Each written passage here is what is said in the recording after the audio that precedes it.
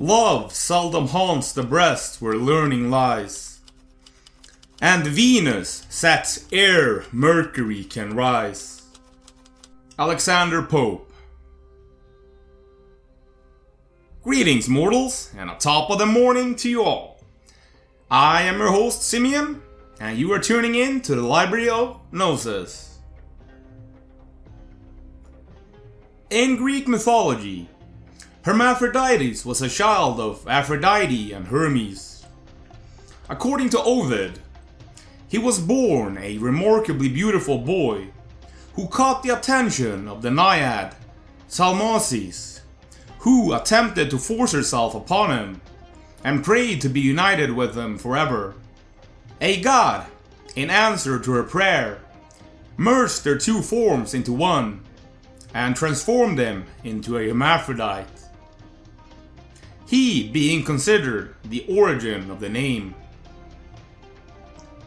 His name is a compound of his parents' names, Hermes and Aphrodite. He was one of the Erotes.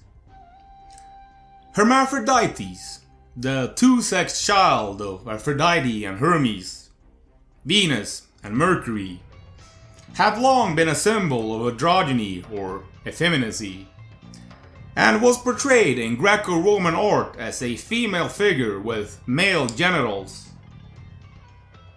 Theophrastus' account also suggests a link between Hermaphroditus and the institution of marriage.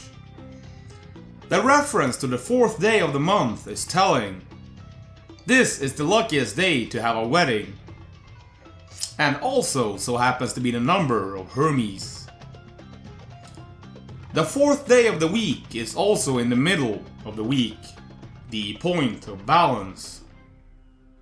Hermaphroditus' association with marriage seems to have been that, by embodying both masculine and feminine qualities, he symbolized the coming together of men and women in sacred union.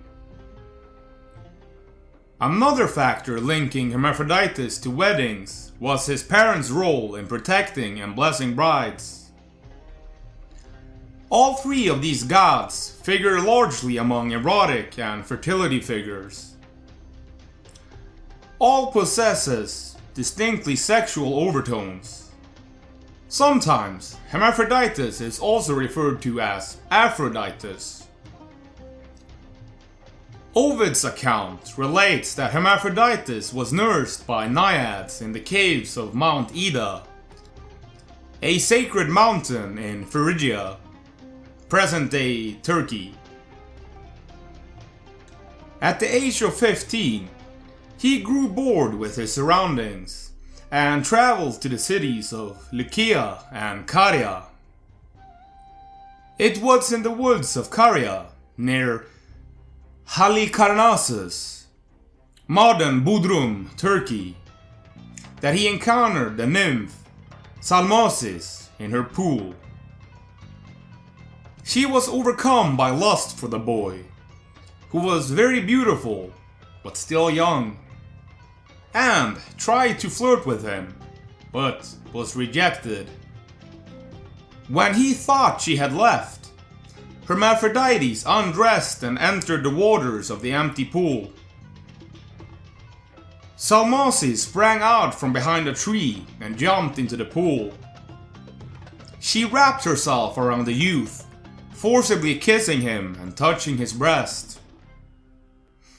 While he struggled, she called out to the gods that they should never part. Her wish was granted, and their bodies blended into one form, a creature of both sexes. Hermaphroditus prayed to Hermes and Aphrodite that anyone else who bathed in the pool would be similarly transformed, and his wish was granted. I personally wonder if this has anything to do with the legendary Fountain of Youth, as the creation of the Philosopher's Stone, relating to the great work of squaring the circle, was said to grant immortality and eternal youth. Diodorus Siculus, in his work The Library of History, mentions that some say that Hermaphroditus is a god and appears at certain times among men. But there are some who declare that such creatures of two sexes are monstrosities, and coming rarely into the world, as they do have the quality of presaging the future, sometimes for evil, and sometimes for good. I find it interesting that it is the woman representing the passions that overcomes and forces itself on the boy or intellect in this story. I somehow want to equate this to how emotions can easily overtake our rational mind. In the myth, the nymph's overpowering passion might symbolize the dominance of raw emotion, while Hermaphroditus' initial resistance reflects the detachment and independence of intellect. The resulting androgynous form represents a balanced integration of these forces, transcending duality. So for those of you that have never heard my hypothesis about Mercury, I will just briefly summarize it. Johannes Kepler saw the heavens as a mirror of the scriptures. He imagined the orbits of the planets as the sun, the space in between the Holy Spirit, and the Son as the Father. I imagined the planet Mercury as being the Sun, if the Father is our Sun. Among, for instance, the Knights Templar, the planet Venus is associated with Sophia from Gnostic thought. And Venus is of course the second closest planet to the Sun, while Mercury is the closest. For this reason, a man shall leave his father and his mother, and be joined to his wife, and they shall become one flesh. Genesis 2:24.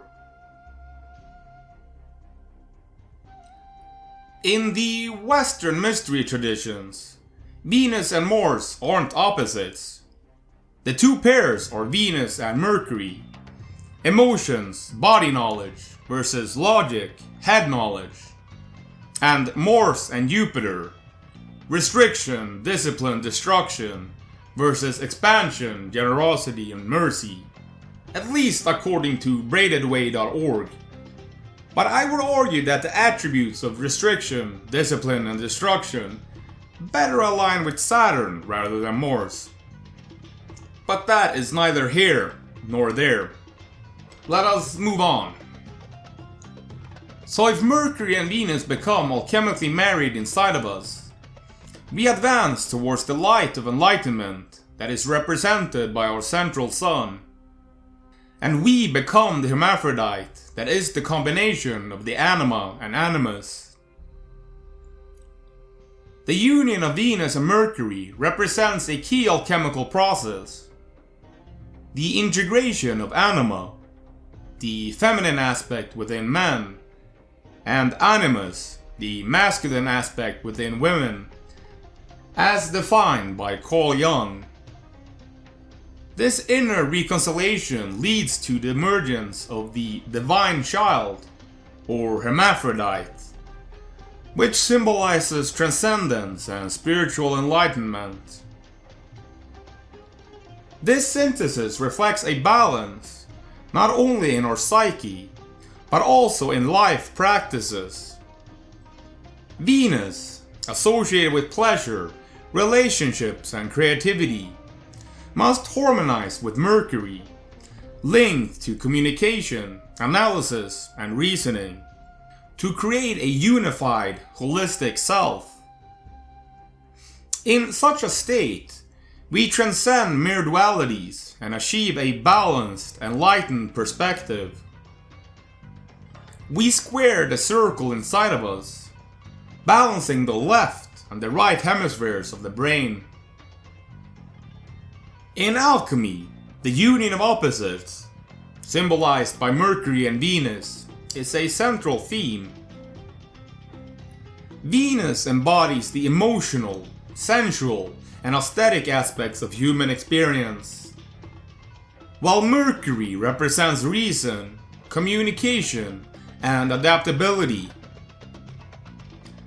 Their alchemical marriage signifies the reconciliation of body and mind, emotion and logic, to achieve the magnum opus, or great work. The rebus, from the Latin res bina, meaning dual or double matter, is the end product of the alchemical magnum opus, or great work. After one has gone through the stages of putrefaction and purification, separating opposing qualities, those qualities are united once more in what is sometimes described as the divine hermaphrodite, a reconciliation of spirit and matter, a being of both male and female qualities, as indicated by the male and female head within a single body. The sun and moon corresponded to the male and female halves, just as the Red King and the White Queen are similarly associated.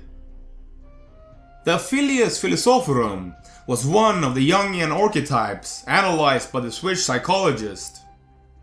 The Filius Philosophorum, Latin for philosopher's child, i.e., made by the true students of philosophy, is a symbol in alchemy.